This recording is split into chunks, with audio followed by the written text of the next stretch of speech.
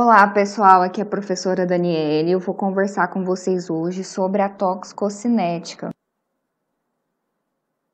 Esse conteúdo tão temido dentro da toxicologia, justamente por conta do seu nível de complexidade, né? E embora essa exposição dos eventos aconteça de uma forma isolada, isso exige uma interpretação do aluno para que ele consiga interrelacionar esses eventos. Porque só assim a gente vai conseguir predizer se vai existir uma intoxicação dentro desse organismo e se essa intoxicação ela pode ser reversível ou até mesmo irreversível, quando eu tenho um dano ali que não é reparável. Então, tudo isso vai depender da toxicocinética. E entender de uma forma isolada não leva o aluno a compreender a complexidade e a importância da toxicocinética, mas ele precisa interrelacionar esses eventos, porque uma intoxicação, ela depende dessa relação existente entre esses diferentes movimentos que podem acontecer desse agente tóxico. Tudo isso fornece para nós um arcabouço teórico muito sólido, muito conciso, para que a gente consiga levar adiante o estudo da toxicologia. Primeiramente, o que é toxicocinética? Já que a gente tem conversado sobre ela, disse que é difícil, mas afinal de contas, o que é toxicocinética? Nada mais é, gente, do que a ciência que estuda o comportamento do agente tóxico nos diferentes compartimentos do organismo. De uma maneira mais simplória, para colocar para vocês, é dizer que se trata do movimento do agente tóxico. Esse movimento, ele depende de diferentes fases, que é o nosso ADME, né? O que é essas fases? Quais são essas fases? Depois que o agente tóxico entra em contato com o organismo, ele precisa entrar, né? Então, existem vias que vai permitir esse contato, e aí a gente tem as nossas vias de introdução. Posteriormente, em uma fase de absorção, esse agente tóxico ele deixa esse local de contato e ele adentra para dentro da corrente sanguínea. É justamente a corrente sanguínea e o sistema linfático que vai permitir a nossa segunda fase, que é a distribuição. O agente tóxico ele vai ser distribuído para diferentes compartimentos dentro do organismo. Existem aqueles, primeiramente, que são os locais que a gente tem uma mais alta irrigação, que vão receber primeiramente o agente tóxico. Posteriormente, essa distribuição ela é alcançada nos tecidos de depósito. Para isso acontecer, eu preciso levar em consideração o fator afinidade. Se aquele tecido de depósito ele tem uma maior afinidade com o agente tóxico, em um determinado momento do tempo, ele irá atingir esse local, né? Posteriormente, né, a gente tem uma outra fase, que é a biotransformação ou a metabolização. Essa transformação química, ela é necessária para que a gente venha a eliminar o agente tóxico dentro do organismo. E isso nos passa, nos joga aí para outra fase, que é a eliminação. Eliminar é muito importante para que a gente tenha a redução da concentração do agente tóxico dentro do organismo. O efeito, ele é proporcional à concentração do agente tóxico que chega no sítio de afinidade. Ali acontecem alterações bioquímicas e moleculares para que resulte no dano. Dentro da toxicologia, existem diferentes fases para essa intoxicação. A primeira, que a gente denomina, é a fase de exposição, que nada mais é do que aquela fase que eu entro em contato com o agente tóxico. Para isso, existem diferentes vias de introduções, né? E aí a gente vai estar conversando um pouquinho sobre elas. Segundo, a toxicocinética, que vai dizer justamente como que vai ser o movimento desse agente tóxico. Se ele está sendo eliminado, uma concentração suficiente pode ser que não esteja conseguindo chegar no sítio-alvo para provocar esse dano. Se ele não está sendo absorvido, também isso vai dificultar.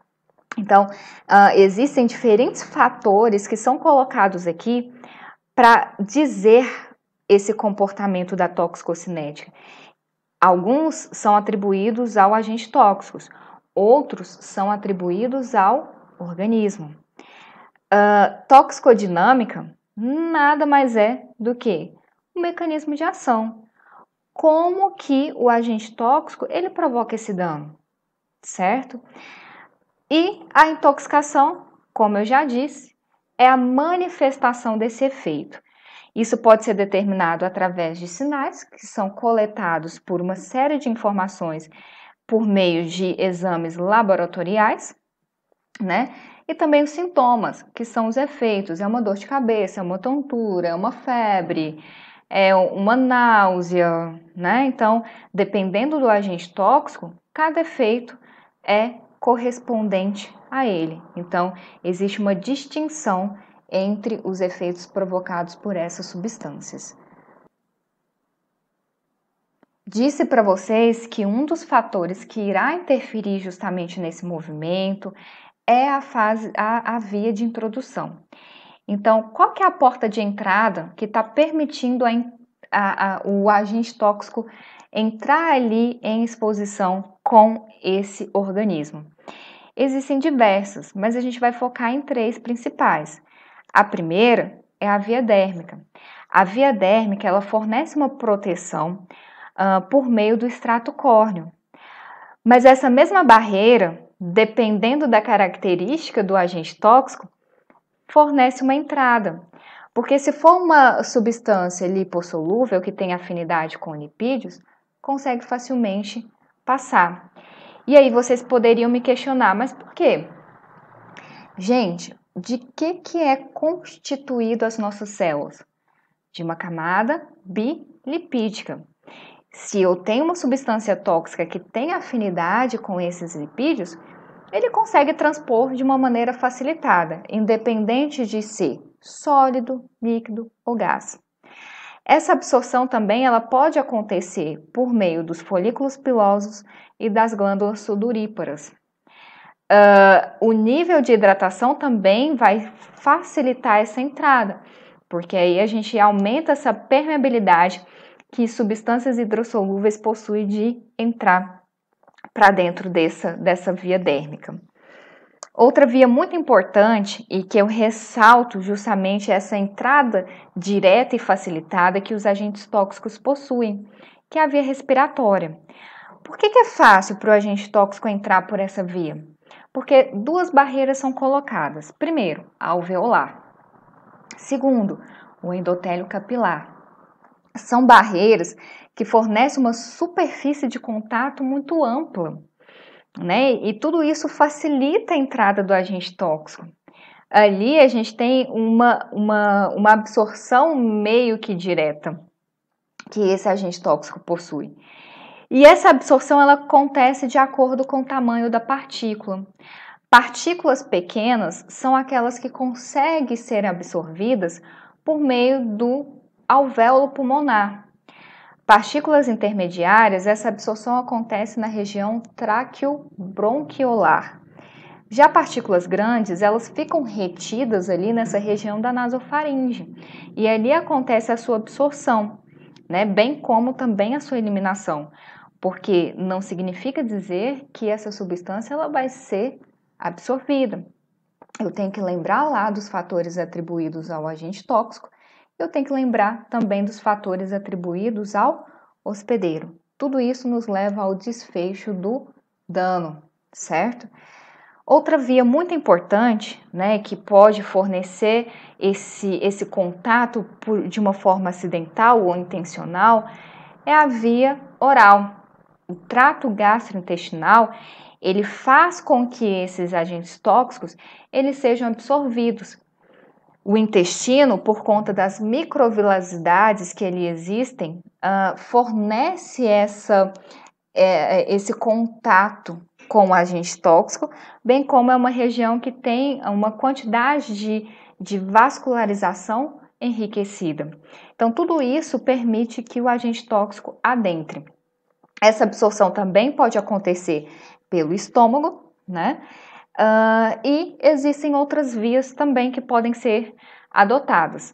Aqui a gente tem a participação da via intraperitoneal, que é conduzida principalmente em experimentos toxicológicos com animais, subcutânea, intramuscular e a intravenosa. A intravenosa não acontece absorção. Por quê? Por que não tem essa absorção através da via intravenosa?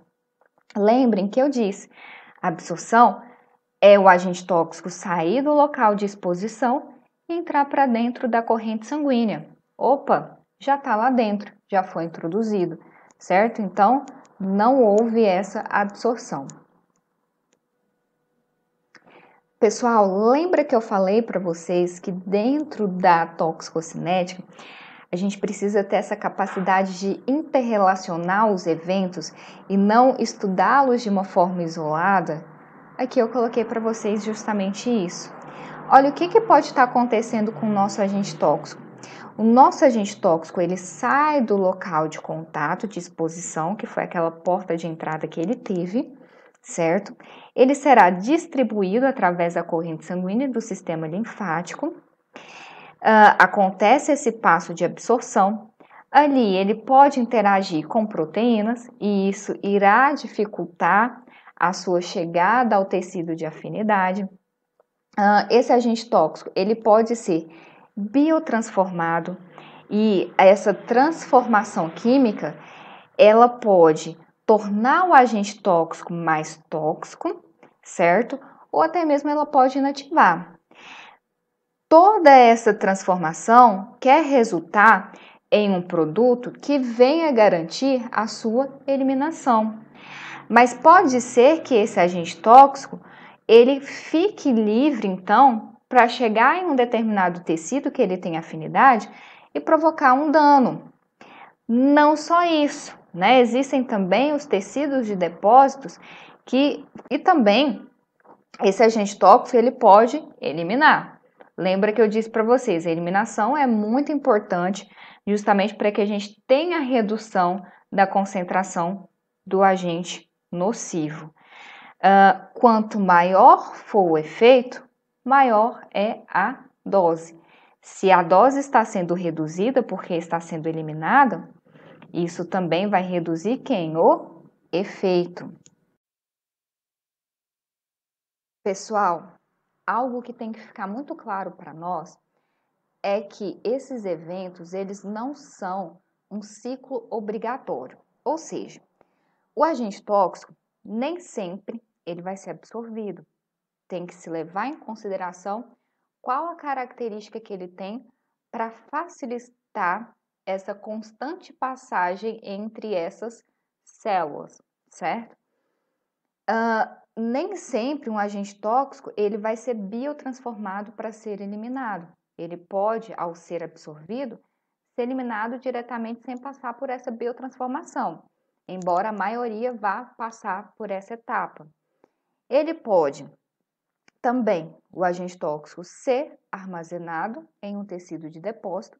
Ali ele dura, né, por anos, dependendo da substância. Então aí a gente tem um cádmio que tem uma duração de 30 anos dentro desse corpo, o chumbo em torno de 27 anos, né? Então, percebam que ele está ali sendo armazenado e fica ali durante muito tempo. Ou até mesmo esse agente tóxico, ele pode se tornar livre para chegar no seu sítio-alvo e provocar um determinado dano. Então, não é algo que acontece em etapas e de forma obrigatória. Existem diferentes movimentos que o agente tóxico pode ter dentro de um organismo. E aqui a gente está expondo para vocês esses diferentes caminhos que podem acontecer, certo? Tudo isso vai depender de fatores que estão relacionados ao agente tóxico Então, é a sua propriedade física e química, por exemplo, o grau de ionização, porque substâncias que são ionizadas, elas têm essa dificuldade de transpor as membranas, né, de fazer essa passagem. Solubilidade, diz para vocês, olha, as células estão constituídas de uma bicamada lipídica. Se esse agente tóxico tem afinidade com esses lipídios, esse transporte acontece de forma fácil. Se não tem, existem proteínas integrais, né, que estão ali embebidas nessa bicamada lipídica e que também fornece essa passagem, bem como outras proteínas especializadas para esse transporte. Mas tudo isso tem que levar em consideração que existe um gradiente de concentração que pode exigir um gasto de ATP, então barreiras que estão sendo colocadas e isso pode dificultar esse acesso. O coeficiente de partição, sangue e ar, óleo e água, né, que também vai dizer como que esse agente tóxico vai comportar. A sua concentração, então, foi uma baixa concentração, o efeito também vai ser baixo. A concentração foi alta, o efeito vai ser alto. A duração, qual que foi o tempo de duração que eu entrei em contato com esse agente tóxico? A frequência, com quantas vezes eu entro em contato, é por dias, é por meses, é por horas? Tudo isso vai determinar esse comportamento. A via de introdução, olha, via respiratória entra fácil, via dérmica já tem a dificuldade que é imposta pelo extrato córneo. Não só isso, também existem fatores que estão atribuídos ao indivíduo. É a idade, é a dieta, é os fatores genéticos, e tudo isso a gente vai abordar daqui a pouquinho com vocês. Biotransformação. O que afinal de contas é biotransformar ou metabolizar o agente tóxico? É alterá-lo quimicamente. Para isso, eu preciso da participação de enzimas de proteínas, certo? Essa biotransformação, ela pode inativar uma substância, então é uma substância tóxica, que ao ser biotransformada, ela foi inativada. Mas essa biotransformação, o produto que vai gerar pode ser mais tóxico do que o original. Mas aí vocês poderiam me falar, professora, mas por que isso acontece? Então, afinal de contas, para que se biotransforma? A biotransformação, gente, ela tem como finalidade tornar uma substância líquica. Por quê? Substâncias que são hidrofílicas, elas têm dificuldade de serem absorvidas, justamente por conta da falta de afinidade que ela tem com os lipídios. Mas elas são fáceis de serem eliminadas. Então, transformar a substância em algo hidrofílico facilita a sua eliminação. E para que a gente consiga ter essa transformação, diferentes reações são existentes e são classificadas em diferentes fases. Na fase 1, nós temos as reações de oxidação, redução e hidrólise, né? E aqui eu foco bastante com vocês, principalmente no sistema da citocromo P450. Por que eu foco? Justamente porque é um sistema que ele é alvo de indução e inibição provocado por agentes tóxicos, por substâncias químicas, por medicamentos. E tudo isso vai interferir nesse comportamento do agente tóxico, certo? Direto ou indiretamente, né? Por outros, vai interferir no comportamento de outras substâncias e não dele propriamente, né? Bom, o outro problema que se tem é que justamente nessa primeira fase, que pode ser uma dessas reações, né, ou oxidação, ou redução, ou hidrólise, o agente tóxico, por ganhar grupamentos aqui para garantir essa hidrossolubilidade, ele pode se tornar mais nocivo ainda, certo? Então, essa é uma preocupação que se tem, porque ele, ao se tornar ativo, Ele pode interagir com proteínas, com DNA, com lipídios, causar destruição das membranas, causar mutação no DNA, destruir proteínas. E aí a gente tem um dano acontecendo. Na fase 2, existem reações de conjugação. Em uma primeira fase, eu preciso produzir, sintetizar o cofator. Então, a gente tem a participação de enzimas que recebe o nome de sintetase. Elas vão sintetizar o cofator, que pode ser um grupo glicuronil, sulfato, metil, acetil, aminoácidos, certo? Em uma segunda fase, dentro dessa segunda fase, eu tenho a participação de uma outra enzima, que é uma transferase, que pega esse cofator e une ao agente tóxico que já ganhou uma hidrossolubilidade na fase 1. Mas aqui ele vai ganhar mais. Ele vai se tornar mais hidrossolúvel para que ele venha a ser eliminado. Isso não exclui dele estar sendo ativado, tá? Bom, ok. Nem sempre também a gente tem a fase 1 e a fase 2 acontecendo de forma seguinte, né? Então, primeiro tem a fase 1, depois tem a fase 2. Pode ser que esse agente tóxico ele só passe por essa fase 2, né? Ou que ele só fique nessa fase 1. O importante é que a finalidade está sendo a mesma. Tornar essa substância hidrossolúvel para garantir a sua eliminação.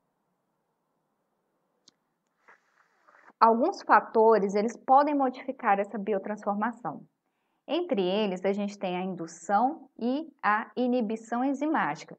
Por isso que eu sempre foco na questão do sistema da citocromo P450. Não é só essas enzimas que fazem parte desse complexo que são alvo, mas também outras enzimas relacionadas, por exemplo, ao metabolismo do etanol, enfim. O que acontece, gente? Aqui, esses agentes tóxicos, essas substâncias ou essa interação que acontece entre medicamentos, por exemplo, pode inibir a síntese de proteína, pode também, né, induzir a síntese proteica, competir pelo mesmo centro ativo, e tudo isso vai alterar justamente essa etapa da biotransformação. Também os fatores genéticos, porque toda capacidade de metabolização que um indivíduo possui é em decorrência da sua informação genética, de qual a quantidade, qual a qualidade daquela proteína. E ele vai responder também de acordo com essas informações. Então, é um fator também que interfere nesse processo da biotransformação. Existem pessoas que têm uma deficiência de aldeído desidrogenase, elas não metabolizam ali um produto tóxico do etanol, que é o acetaldeído, e o acúmulo de acetaldeído faz com que ela fique embriagada mais facilmente do que as demais. Idade.